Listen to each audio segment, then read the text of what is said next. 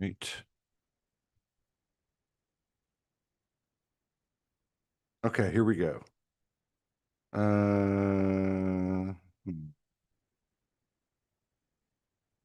Whew, it's hot over here. That's all I can say. It's hot as hell. It really is. Just changed. I went my third shirt today. Life keeps us on our toes, doesn't it? Mm, the fire, Ooh, the flame. Let me put let me tag you. Um,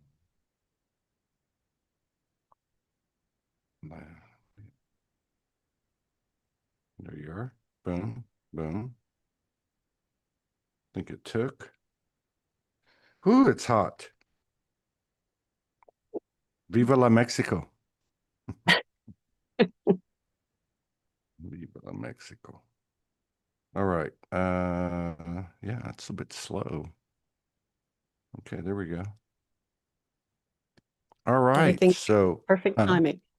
yes, yes, definitely. Get this here. Is there people here? Share it out and get some people in here. We'll go ahead and share it to 1, 2, 3, 4, 5, 6, 7. Dragonborn public group. I don't know when I joined that one, but it sounds good. Let's see. Let's pick some more. Here's another one. Uh, we'll send it to Wake Up Neo. I like that one. I'm awake. Now what? God, it's let me do more than 10. What's going on? We must have the energy working with us. Intuit, vision above. Uh, okay. I think that's enough. Universal consciousness. God, something's going on. This must be a big show. It has to be. Normally they stop you at 10. Oh, could not post. Okay. They banned me again. All right. So here we are again. Uh Soul Ghost Hunters radio show. This is a series with our beautiful sister Liara Covert from Perth, the southwestern, I guess, part of Australia. The memoirs of her life that she's put into an amazing, comprehensive evaluation, I would have to say, of everything that's happened, taking into account all elements. And I've had the luxury of reading the first part of it. I'm still into it right now, but yeah. So we've had what the last 2 or 3 weeks where people have talked about the movies and the impact the movies have had and different perspectives that they've had in respect to taking it into consideration. Ghost. Welcome back. Mm. Thank you for letting me facilitate this. Thanks, Todd, and thanks to all our viewers and listeners.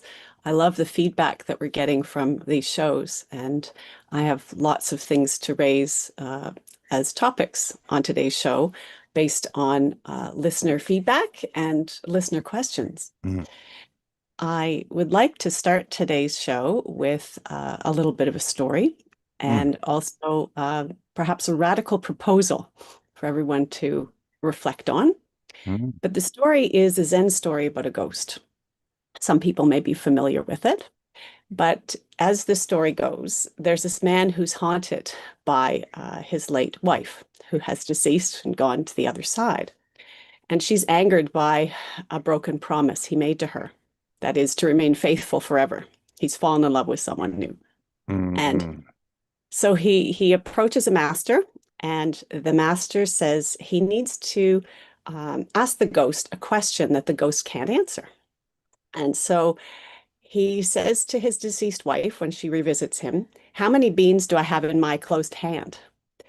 And when she's unable to answer, she disappears. Now, the idea behind this story is it points to different things, but one of the things it points to is that this ghost is a manifestation of his own internal suffering, his own self-created torment.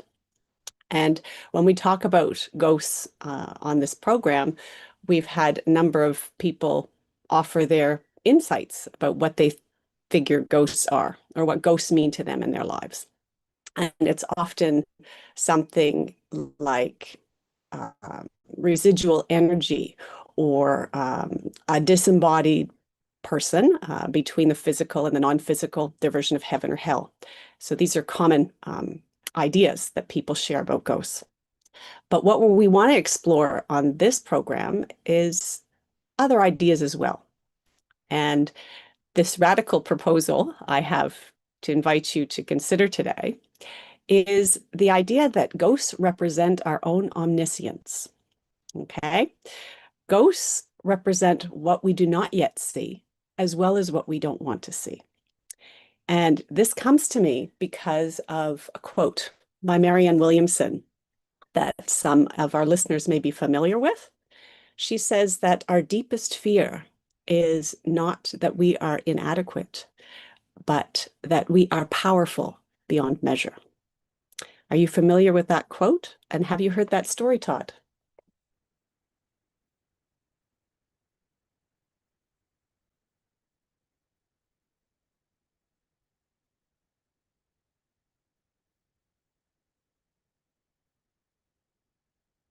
I don't hear you.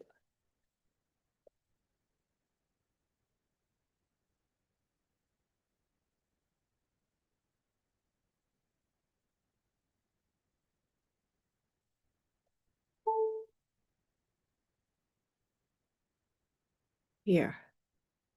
Oh, it's me. I'm sorry. That's okay. We've got Let you me now. I didn't let me hear you. start over. Okay. Well, in the early 80s, like at the age of 22, 23, I started digging into this stuff, right? Metaphysical stuff, etc. And I picked up her book. It was called one of her books, and it was called A Woman's Worth. And there was Hmm. many anecdotes and commentaries that she provided that were very compelling. And so I really, I think I ended up reading a couple more of her books.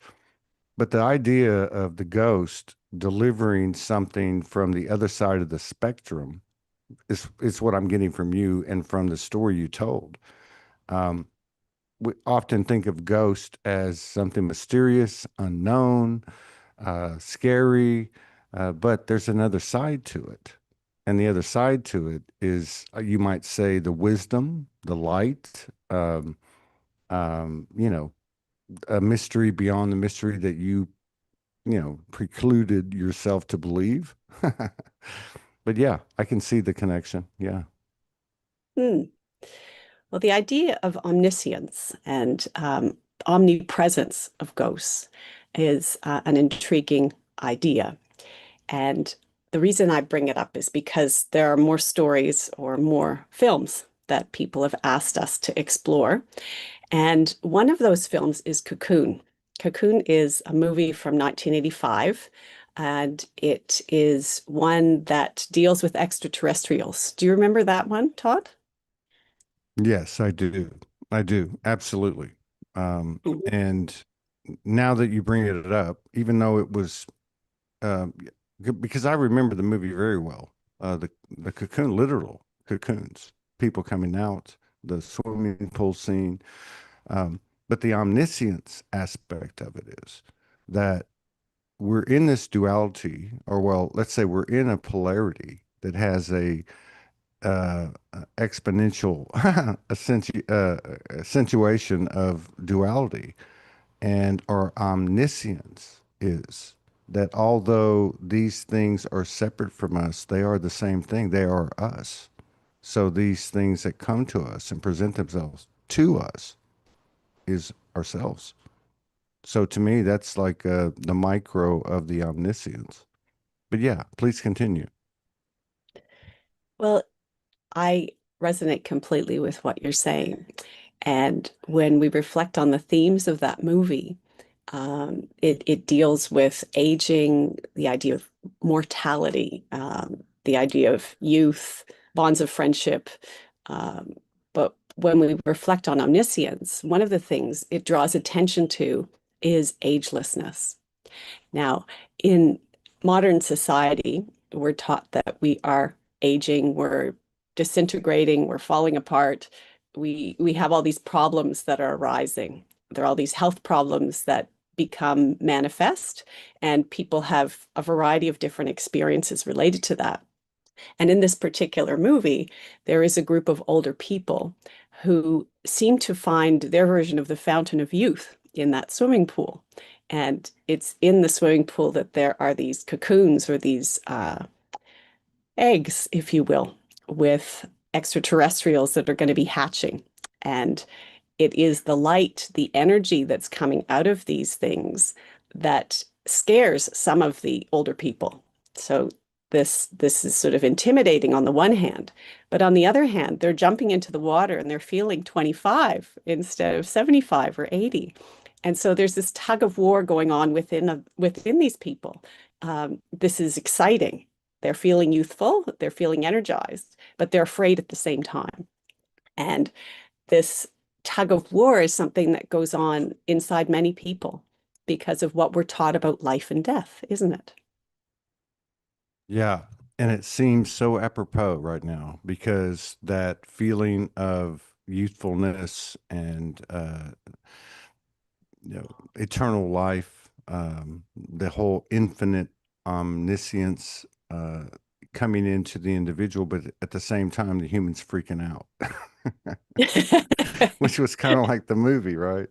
Um, but I think it's important because there is a fusion of the human and the soul, or some people might be more comfortable with saying the multi-dimensionality. But if you can break it down, uh, yeah, that's where we're at. We're like in this space, like I want to get to the 0 point, and I'm there. Yet I thought my human that would be freaked out would be not here. And I didn't know that, it would be as equally here as the multi-dimensionality and the soul, or the soul, is present. And so here we are, and a ghost brought us here. The other thing I find interesting about what you're talking about in respect to that part of the movie is I've had several dimensional and lucid dream experiences where I'm on a ship, and obviously galactic from the human perspective, ET, and I'm in a pod, and my friends and my close acquaintances are in a pod with me, and we come down here to have an experience, and we go into into the pod, and go to sleep, and have this experience on the earth, when actually we're on the ship in a pod, or in those things, in those cocoons, um, and yet we come out at the same time. That's what I see in that pool scene where both they're going, "Oh my God, this is incredible. I feel like I'm 17 years old. Do you want to go on a date?" But at the same time, the human's like going, "Wait a minute, what's happening here?" Exactly. And also, on along those lines in modern society in so many ways, older people in many societies are marginalized now. They're not revered. They're not appreciated in the way that traditional communities, tribal communities, for example, would respect and revere them. And if we look at sort of the inside and outside world, there are a lot of very interesting reflections that can be made regarding that. And if you look at the whole notion of ghost, people will say, well, where's the ghost in this movie? Because again, they're looking for the traditional idea of Casper floating behind something. And, he or she may be there, but there is also simply the idea of anything that prevents us from seeing and experiencing our own omniscience. That is the ghost. So that might seem radical because ghosts, we are taught, are supposed to scare us, are supposed to prevent us from enjoying where we are, and they do. But this is a step beyond that, isn't it? It's a way of appreciating a movie from a completely different vantage point. Yeah. And I feel like there's a significance to the fact that the word ghosting. has become such a more prevalent part of our experience, including, social media, messaging, people thinking, hey, I messaged you. Why didn't you message me right back? Or, somebody said that to me the other day. They said, you're ghosting me. And I said, no, I told you already. I don't ghost anybody. I don't talk to people. But but there is something to that. There really is something to that. The ghosting isn't coming from the external. The external is a reflection of the ghosting that we are actually experiencing with ourselves through our unconsciousness, even though we may feel that we are awake or enlightened. There are still parts of us that are the ghosts that walk within our inner realms that are projected from our outer realms. So, to conclude that, the ghost isn't the scary. It isn't, I'm not saying it's not, but it's not a standalone. There's another side to it, like everything else with the universe, the yin and yang, as within, without. And it offers a wisdom that, in my opinion, really, we can call it shadow, whatever you want to call it, but really, nothing else has that potential.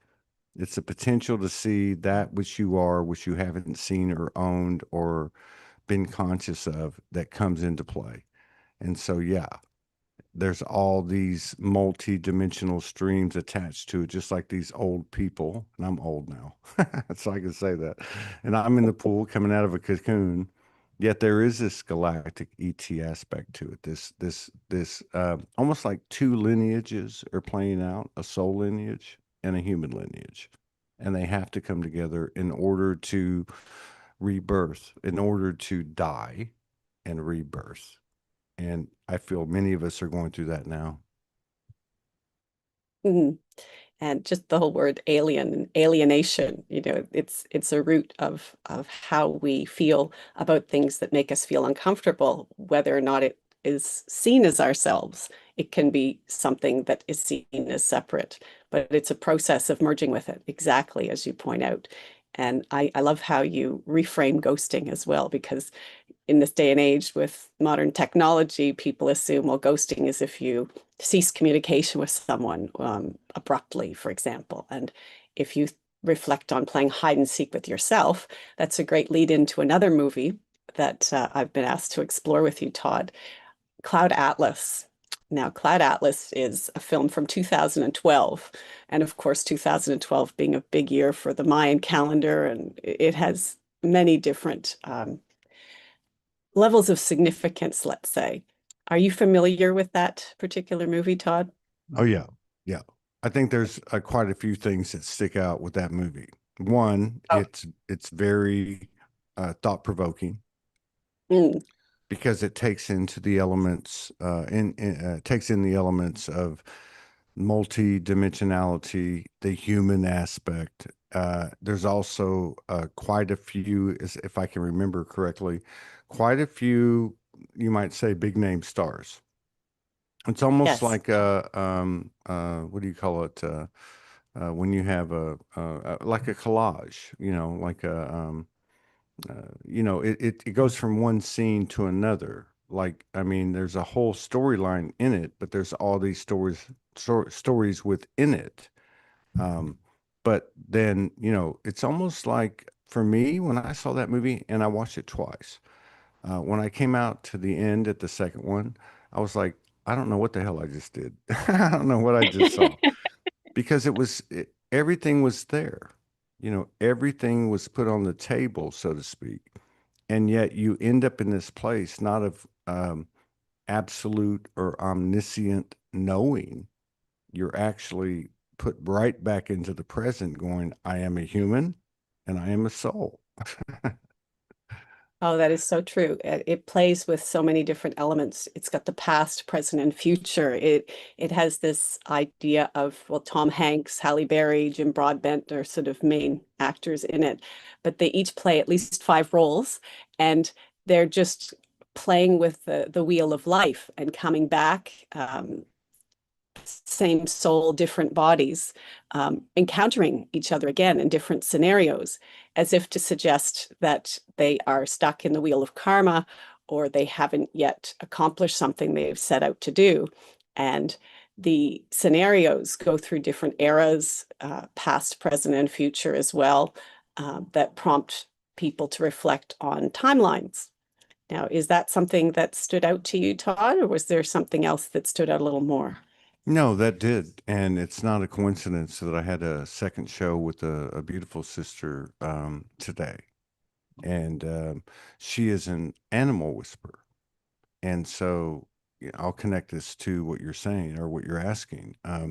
So in the exchange that we had today, she has she had through the beginning of September two cats. They've been with her for a while. One I think for 11 years, one for 2 years, and then a dog that had been with her for quite some time. Uh, she's an animal whisperer, and these animals have been facilitating her awakening and her self awareness. So, going back to the question, one of the stories is she thought that of the two cats, the older one, she'd been told they would be leaving, but during the month, the dog left, which had been around for quite some time. And before it transitioned and after, the stories and the pieces started to come through, which was that the dog was her partner as a soul in a previous incarnation, that it was Mm, also the dog of her mother when she was a child. And then it was one of two pet rats. And then it came back again. And then it's going to come back again. So, what I got from that and from your question, what seems to me to be related, is that even our idea of multidimensionality is limited by our human perception. This is mhm, a this is not an elevation. Well, this is just my opinion, but it's not an elevation of just going to another dimension. It's exponential. Like you go from, say, a range of 1 to 10, and you climb into the next level through these connections, the ghost, the things that we're talking about, and you end up with, instead of 100 timelines or streams, you end up with 10,000. And there's so many things coming out of it. Everything we're looking at has soul, has the ghost, has the message. So yeah, I totally get what you're talking about with that movie. It's a very great movie. I love the story that you share to go with it because the human mind will have you think, okay, well, the movie is about X or the movie is about Y, when, as you point out, it's so multidimensional, multifaceted. There are many different things that you can get out of it. And if you begin with the idea that you're whole and complete, you might even look at the movie as a way of picking up the pieces. So you have a series of relationships and you're essentially collecting clues, if you will, in order to solve a mystery, the mystery of yourself ultimately. But there are gems of wisdom that we are invited to learn along the way. And although one human incarnation might view a life choice as a mistake or might feel, oh, they could have made a different choice. In another lifetime, they could look back and say, oh, well, that was the perfect choice in that moment. And because of that, I ended up here. It's all based on point of view. I love that. Well, and for me, it drives home to a different degree. And again, with the human part of us and the soul part of us in equal tandem. But it Mm, drives home a different degree of definition to what omniscience is. mm, Because as much as we want to disengage from this human experience, the universal is not allowing us to. And the omniscience for me, as the days go by, are in the reflections that I'm seeing. Everything I'm being presented with is me talking to me. And what are those things that I have least become acquainted with are the ghost. Mm. Are those that make you feel the most uncomfortable. And I find that when it comes to triggers, this is a good example. But to follow along with this Cloud Atlas movie, it's also intriguing to reflect on the whole concept of ghosting in terms of twin flames. Twin flames is a concept that, of course, is looked at in many different ways, but is it possible to ghost your twin flame? And is is this partly what's happening, or one perspective of what's happening in that movie?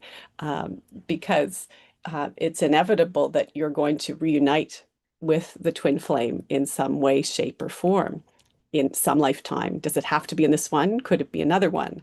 Um, the the whole notion of twin flame is something that was brought up to me, and I feel it's relevant as well. Does that make sense to you? Yeah, absolutely. It makes sense to me if my human's not trying to figure it out. So I That's often true. look at it like this. I look at it like this. There was one, there is one, we are one, and you take a deep exhale. And through that exhale, all of the streams, all of the parallel timelines, everything is created out there by every thought that we have, every fractal and their thoughts. And you know what I mean? But then you inhale. And so, to your point, it's inevitable that there's a truth to that twin thing because the one, I would call it the mother, you know, split. And from that came the replication of that split. So, as you pull the inhale in, it's inevitable. You're coming back to the same thing. You can't fight it, you know? But yeah, all the different opinions and perspectives and perceptions, and they're all relevant. Yeah, but it's as we come back into this inhale, none of them hold water. They're not going to hold any weight. It is what it is. And for me, which has been exciting about doing this series, is it's the ghost. It's the ghosts that are the parts that are missing, or the parts that will connect the dots for us. And the reality is, it is all me.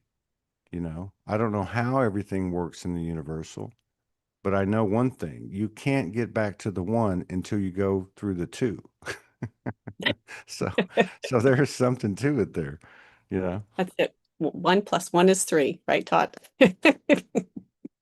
No, that's true. That's very true. Mhm. It That's is. really the reality. You know, when she split herself, she in her omniscience, she, you know, in her pure intention, she created an equal half that she had to give unconditional trust and love to. But what no one had got, no one understood, was there's a third energy that's created between the two. And that's what I feel like is really coming into play on the earth now in subtle but really uh, a salient way that has not occurred before because people souls that are in you know, contained within the bodies are starting to consciously get. So there's a real fusion happening there between conscious physical cognitive awareness and that which has always been. Mm. And it is relevant to reflect on the difference between ghost and spirit in that context, because people will often use the terms interchangeably, and for some people, they do mean the same thing.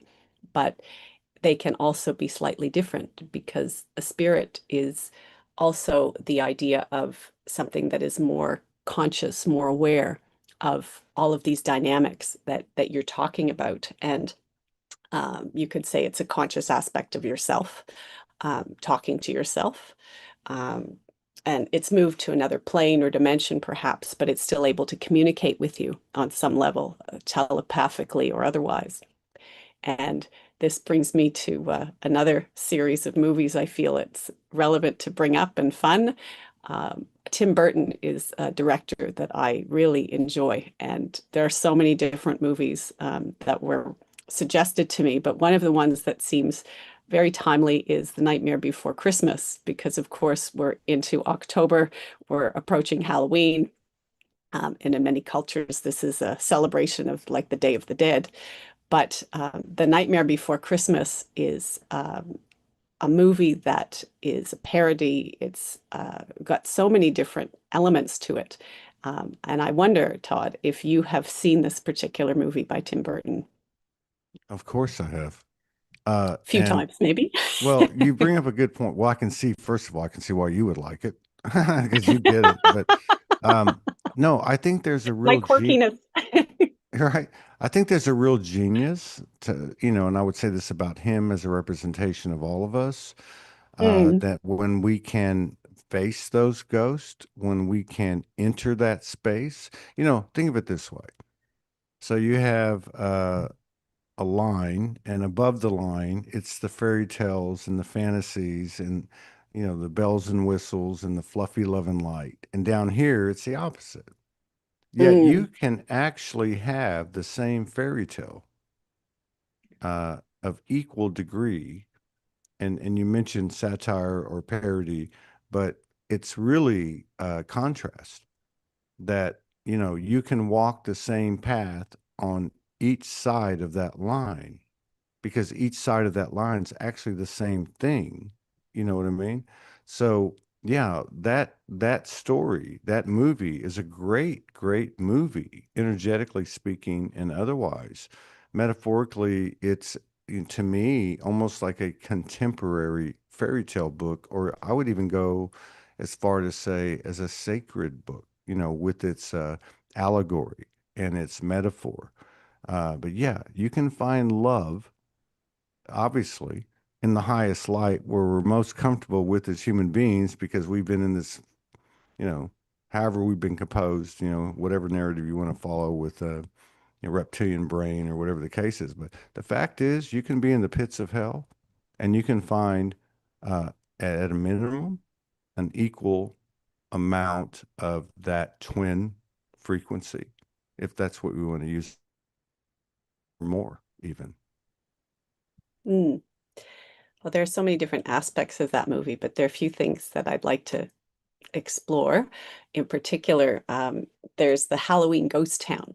And this particular part of the movie is where you have these deceased beings and they're sort of stuck in familiar roles and they are ghosts that are unable to sort of break out of their own molds. And they are stuck in the comfort of tradition, is one way of looking at it. And this is in contrast, of course, to Christmas Town, which echoes joy, which echoes aspects of trust and love. So there are these elements of ourselves that are existing in parallel. And the protagonists are sort of floating through these different worlds and finding that they relate to aspects of each one, which is inviting us all to feel more comfortable with our discomfort, our ghosts, to find humor and wisdom in it. And then there's this ghost of consumerism, I would suggest, the Oogle Boogle. Do you remember that? Oops, gotta, I don't hear you, Todd. Sorry, I'm trying to keep the fan off. Yes, I do, especially now, as you mentioned it. I just remembered it. Yeah, I got the download. It's sort of the element of greed, and you sort of think of the seven sins that sort Mhm. of come in here from the Catholic religion, um, and inviting you to sort of be mindful of extremes in behavior and desire and the directions that it could take us if we allow it, or we can put on the brakes. Yeah, Um, yeah. I mean, if you think about it and if you look at it in terms of energy and take the emphasis off of what is good and what is evil, you know, uh, the you know to go into one side or the other, both the same thing can be experienced, but part of the ghost is those things which we disavow or divorce ourselves from, as you know, we're kidding ourselves. You know, my point is these parallel timelines, these other alternatives, are actually uh, gold in the sense that they are all the pieces that make us up. And so, for whatever reason, we've come into this incarnation or series of incarnations. And yeah, we've been through pain and suffering and all that BS, right? And so, yeah, an angel walks in the door and we're like, hey, what's happening? You want some coffee? But if a demon walks in, we're like, fuck this, I'm out. But the truth is, we're getting to a place now where we can respect and own and receive and be omniscient in our perception and the wisdom that comes with it to recognize it's not only one and the same thing, but also offers an avenue to a new unknown, a new birth, you know, uh, because the uncomfortableness is not something that is set in our soul.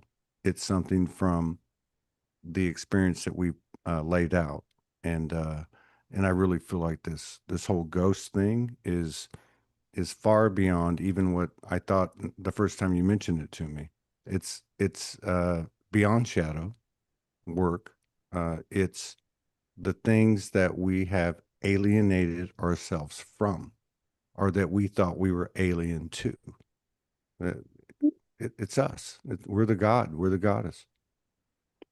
So true. And it sort of is inviting us also to reflect on the nature of our own programming, be it holidays and cultural festivals or um, different kinds of cycles. We have these calendars that we have adopted as different cultures, and there are certain dates on these calendars where we have certain rituals, but a lot of those rituals are no longer connected to the earth. We still have the solstices, and there are people that will recognize what's going on in the cosmos, but it's far fewer than in yesteryear. More people are focused attention on material holidays and what that represents for the almighty dollar and consumerism and these kinds of things. And so when you look at the trick-or-treaters, for example, in The Nightmare Before Christmas, they sort of represent blind obedience on some level to just taking everything at face value and doing what everybody else is doing just because they are, rather than questioning. And there's value in everything. Everything is a teacher, and we can learn from it. But we also have an invitation to move beyond conditioning when we're ready and to see deeper into our own behavior so that we can move beyond those things that we outgrow. Yeah, that's a great example. I mean, what's the difference between telling passing the word that we're going to go trick or treat from house to house or go put a mask on? Um, well, because I mean, if you look at it, I mean, I'm 63, um, and I can remember, what Halloween was in the late 60s. I mean, it was huge. It was huge. I mean, it was a whole thing. I mean, everybody got dressed up and, the whole nine yards, and it was just a really huge thing, especially for children. And there's the degree of programming because that's where they could be most effective. If they could get the parents to wear the mask, the children are going to wear the mask, right? But now I think what you're bringing up is we're starting to look at, I mean, omniscience. Go back to that word. I mean, this omniscience, giveaway power. There's omniscience. Think about the things that have occurred and the patterns that have taken place. I mean, it's like the Nightmare Before Christmas because it's partly weird, it's partly funny, parody, satire, but at the same time, there's a beautiful love story at the foundation of it all, which is really rooted in the individual and that omniscience. Oh, it's such a beautiful point you make. And it also reminds us what is available to us when we're ready to see it, because there are so many narratives that are being presented here. You know, do you zero in on the consumerism and the Oogle Boogle monster? Do you zero in on the trick-or-treaters and the idea of blind obedience? Or do you have a deeper understanding of the cultural implications of these things and the history? And as you do, does that prompt you to respond differently? Do you mindlessly go out and continue to do what you have been taught to do, or do you take a different approach? It doesn't mean you don't dress up, you don't have fun, but do you see what you've been taught to do and the why and the wherefore? That is what matters ultimately. It's how you see what you do, uh, um, and what you do not do. Yeah.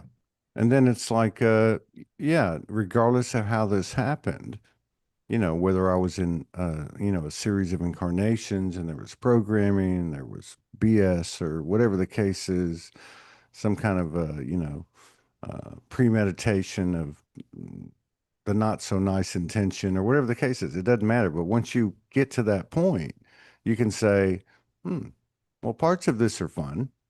I've enjoyed it. Do I want to keep doing it?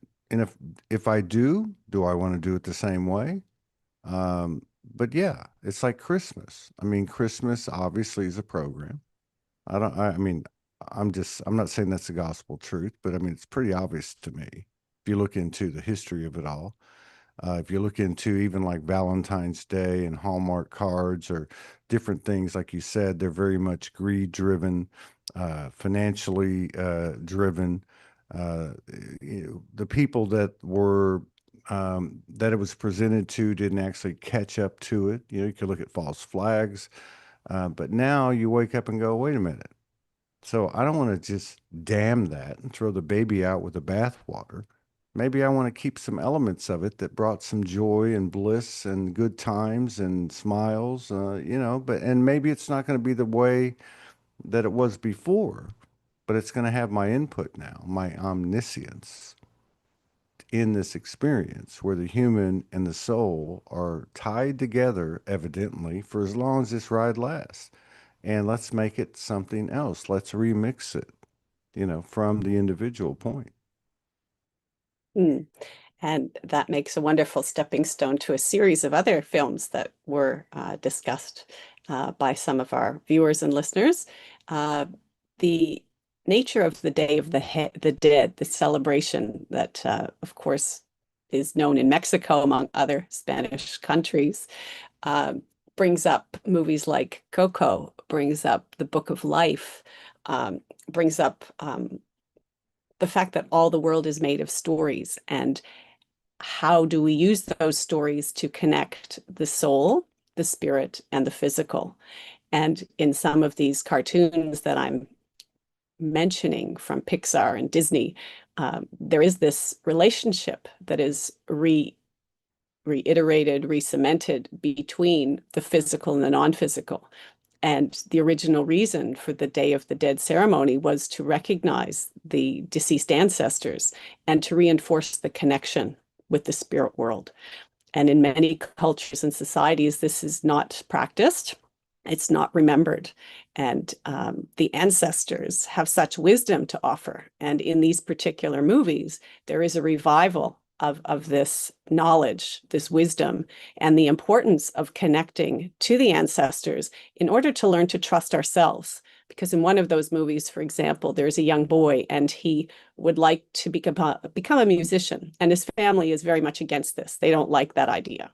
And he gains confidence in and trusts himself because of the connection that he makes to his deceased ancestors. And I feel that that's a really important message. What do you feel about that, Todd? Well, a couple of things. One, when I started Soul One Studios, the original studio, I lived next to a huge cemetery. And for 2 years and 8 months, I would walk it every night, and it was otherworldly, but it was human. And I sat with many different consciousnesses, entities, and energies. So yeah, there was a real power to that. And obviously the lion's share of those things were no longer in the physical world. They weren't incarnated. Um, the other thing I can reflect on is since I've been in Mexico a little over a year, I haven't gotten around too much, but there's been times when I've been in the vicinity of a cemetery, and it's got a whole different frequency than most of what I've seen in the Western world, you might say. Um, so, just in not going too deep or getting too long in it, a lot of the experiences I had early on were with ancestors, and I didn't understand them. But what I did understand is that as I brought them into my field of consciousness, thought, whatever, they showed up. And yes, they are as much a part of me as anything I might have connected to galactically, elementals, angelics, whatever. In fact, you know, just, kind of bringing it back to uh, conclusion, what you're saying, I mean, this is who we are. We are the stories. We are the ancestors. Yeah, we might have been all those things, whatever we were when we came into these series of incarnations. But what we really are, what the real code that has been developed has been through the experience, whether we were awake or not awake, conscious or unconscious, duped, or one of the bad actors that was in control and had the esoteric knowledge. It doesn't matter. The value is the experience. And that's what speaks to me with what you just said. And it makes a lot of sense. Thank you. Hmm. I love the exchanges that we have here, and I really love the dialogue that is really snowballing as the result of this show from the feedback that I get. Because ultimately, what is fear? Fear is a stepping stone to wholeness, to fearlessness, to agelessness, to timelessness, to all those things that we have forgotten are elements of ourselves. And we can use stories, we can use movies, we can use books, we can use anything that we see as a symbol, as a stepping stone back to that knowing. And this is kind of a stepping stone to another movie that I'd like to bring up today. Big surprise, The Butterfly Effect.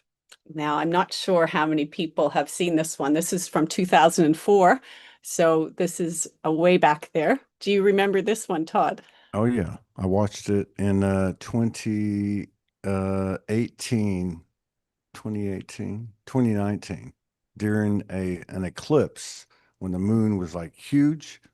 I don't remember what Mhm. they called it. It was just like huge. It was like a once in a century thing. But yeah, I remember it very well.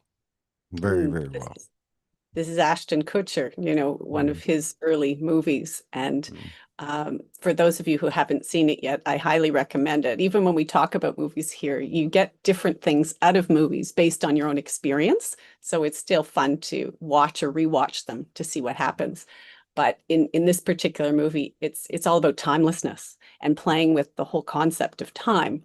Um, from what I experience, he sort of travels back in time, and he sort of plays with first moments of his own childhood, but also revisits some rather traumatic moments from different lives, including the life of a friend who was molested by her dad, Mhm. and the issue is that when he was playing with time, there were all these crazy things that happened, and it was as if there would be consequences.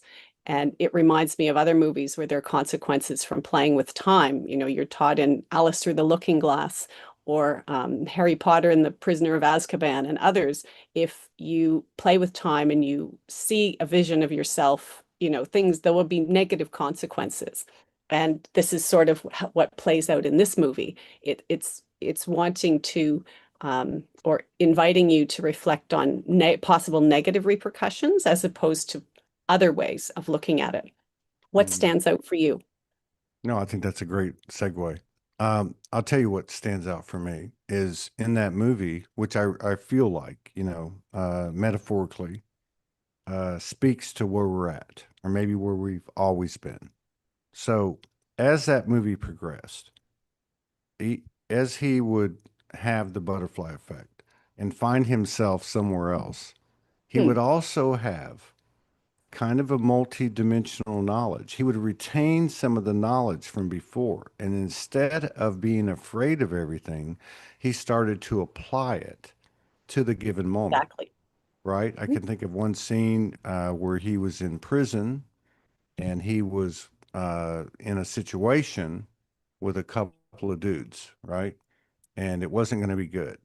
And so No. he invoked his knowledge with a mirror, a reflection, another person in the scene, to just do this, just do what I say, and everything got flipped.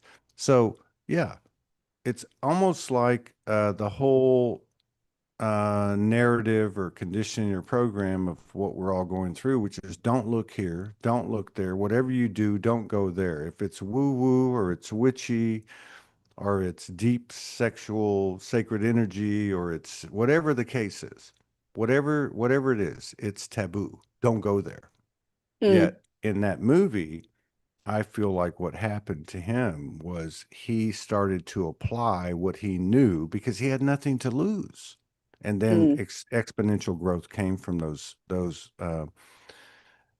experiences and episodes where he actually applied what he had instead of being frightened and curled up in the corner, like a coward dog. You know what I mean? He didn't fight back. He utilized the code and the information and the experience in the best way he could, uh, with nothing to lose, which is, omniscience to me. that's I agree with you. I resonate with what you're sharing too. And it's almost as if each time we face a ghost or unravel some aspect of the ball of yarn, there is this potential energy that we absorb and we transform it into kinetic energy. So we're harnessing that energy and then we're redirecting it consciously in a way that is more constructive or productive for our soul journey. And in that movie, that's one way to see, the fact that he was empowered by this information, these experiences. And although he was intimidated or scared on some level, he didn't allow that to hold him back. And it invites us all to perhaps reflect a little differently on whatever situation we're in and know that somewhere on our timeline or a parallel timeline, we have wisdom that we can tap into to reframe, redirect the course of our lives, or find a solution for a situation that might seem to be a bit daunting in a given moment. Sorry. It goes back to that thing about, um, when we align in the present, we alter the past because we have a new perception. And by virtue of that perception, because it's real, it's reality, everything behind us changes. Now, you still have the story and the memory, but it doesn't hold the charge of the context. So if I go back to what you said earlier, 1 + 1 = 3. Well, yes, it does. But it can also be based on our perception, 1 - 1 = 0. So if we allow, you know what I mean? So if we allow that which is unknown to us, that ghost, to be un unchallenged, unfaced, uh, ignored, denied, uh, then yeah, one becomes, instead of 1 + 1, it becomes 1 - 1, and there's a zero effect, and we are stagnant. But what I saw in that movie was, it was like, holy shit, this is going down. So I'm going to apply everything I know, no matter how crazy it is, and 1 + 1 = 3, and that third energy comes in, and then you have new horizons, new births, new universes, new you, new me, new planets, or whatever the case is. But yeah, to engage the ghost is becoming more obvious. because really that's what's happening. You could say butterfly effect, it's the government, it's the ghosting that is being done and it has been done. And the more that it's done, you go, oh my God, this has been going on for long enough. And you become Ashton Kutcher in that movie and say, F this. I'm going to apply what I know and just see what the hell happens because what do I have to lose? It's omniscience. Omniscience is such an interesting word that you brought up because it's more than just knowing everything. Oh, well, know everything and everything's happened at the same. No, no, no. There's one thing that hasn't happened, and that's what's about to happen. And it's based on everything, all the dynamics of where we are right now in this time and space and what we choose to do from there. If we choose to do the same thing, then we're probably going to walk into a 1 - 1 = 0, a stagnation. But if we walk into it and say, I'm going to try something different, I don't give a damn what society says or the world says or my family says or my partner says or my kids say or whoever, I'm going to try something different. I'm going to walk into this ghost and and as crazy as it sounds, it's paradoxical and it's upside down, but that's how the universe is rewarding us. It's not blind faith. It's courage, it's spontaneity, it's intuitiveness, it's telepathy, it's imagination. What can we create? And sometimes when we step into that ghost and that shadow and that darkness, we don't know what we're going to create. But what we do know, there's some kind of innate uh, momentum within us. You can feel it. It's not a pull, it's not a push. It's more like a glide. At least that's been my experience. Great movie to bring up, by the way. I love it too. I love revisiting movies that I've enjoyed before because I can always see them again and gain new wisdom out of them. And in that particular movie, you can reflect on the ghost as being a level of unconsciousness or a lack of control, that which is undesirable, an unconscious way of seeing, if you will.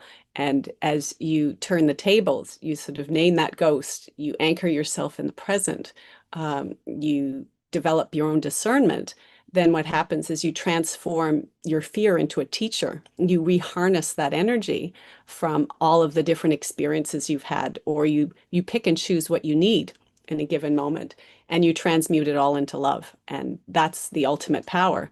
Coming back to that omniscience that we started with at the beginning of the show, just as the theme for today. And it reminds me also of how people will lose sight temporarily of the soul in some contexts, and they'll be depressed, they'll be um, disheartened or dispirited in some way. And they would traditionally go to a shaman and ask for guidance. And the guidance might come in the form of questions. When did you stop singing? When did you stop laughing? When did you stop dancing? When did you stop telling stories? When did you stop listening to the silence? And these are kind of pathways that we can take in order to come back to ourselves and recognize that we have the solution to whatever problem is arising, but we just have to find the trust in ourselves. And sometimes external guidance is helpful, but ultimately we are our own teacher, and that's what we want to remember. Yeah. And I think it's important too because, as doing this series and whatever you're doing in life or I'm doing in life, it's all speaking to us. And these have been cliches and pretty sayings and all that stuff, but it's actually taken root.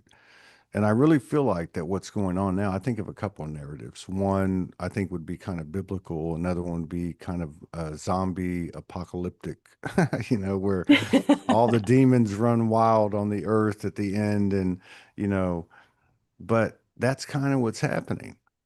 We've attached ourselves to religions and to causes and governments and connections and, stereotypical societal norms.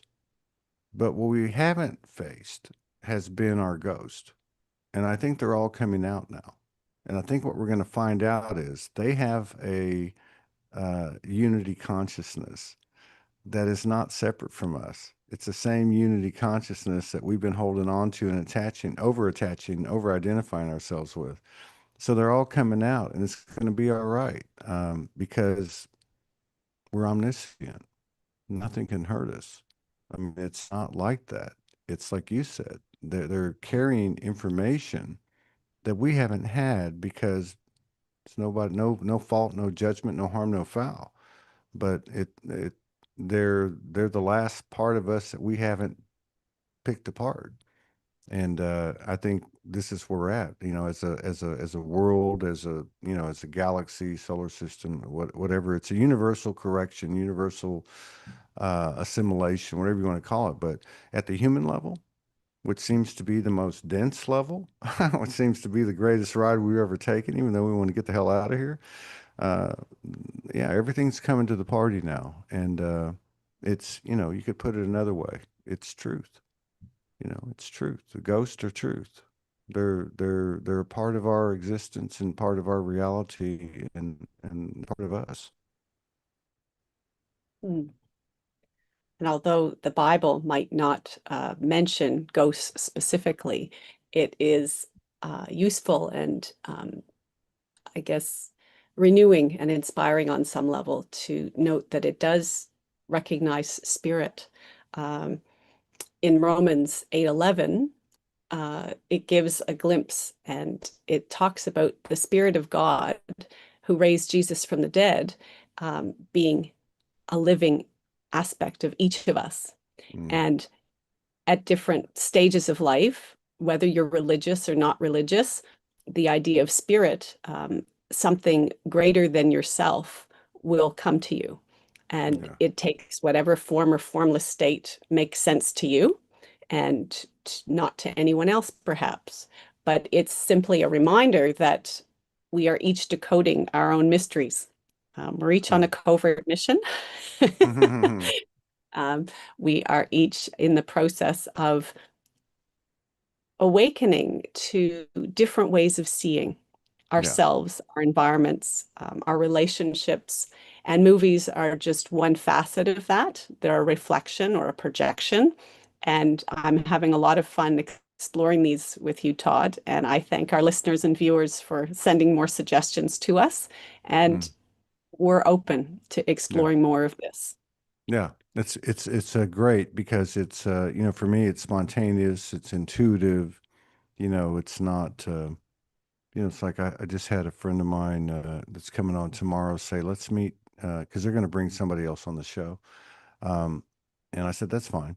Well, let's meet 20 minutes beforehand. I'm like, no, let's meet 2 minutes beforehand because let it all happen openly. You know what I mean? Because I think that's what's happening. We're all being opened up, and the ghost connotation, like many connotations, are taking on broader proportions. And really think about it. We think about our lives, we think about the memories, we think about the high points, and then it immediately goes into why can't it be like that all the time? Or thoughts like that. But if we go Mm, into the other part of it, we're going to find out, the opposite, the inverse of it. Instead of going, oh, why can't it be like that all the time? We're going to be saying, oh, okay, wait a minute. There's a road, there's a yellow brick road here on the other side of this shadow or this ghost, and it's wide open and it's infinite. And it's not just that, but it also is converging with the other side of us that we over identified with or we're more comfortable with. So, I feel like that the timing of your memoirs and just the conversation expanding on the connotations of ghost is timely. I've always believed, or always been told, as the individual goes, so goes the collective. But now we're collaborating and co-creating together, and that's the other side of it to me. This is the part where it really starts to get good. And yeah, I appreciate you and I appreciate everyone that's tuning in, and I appreciate the traction that it has and the energetic repercussions that it has on our new grid. mm. I totally feel the same way. And so thanks to all our listeners and our viewers. Thanks for the feedback. Keep it coming. Continue to fearlessly face your shadow and explore those things that make you feel uncomfortable, because that's how we get to the essence. That's how we can unify opposites, and that's how we can get back to what we all know at the core of our hearts, but temporarily forget for the fun of playing hide and seek. Mm, there you go. There you go. All right. Same time next week. Same ghost channel, same ghost time. And thank you, Liara. And I'll see you next week. Okay. Thanks, Todd. Thanks, everyone.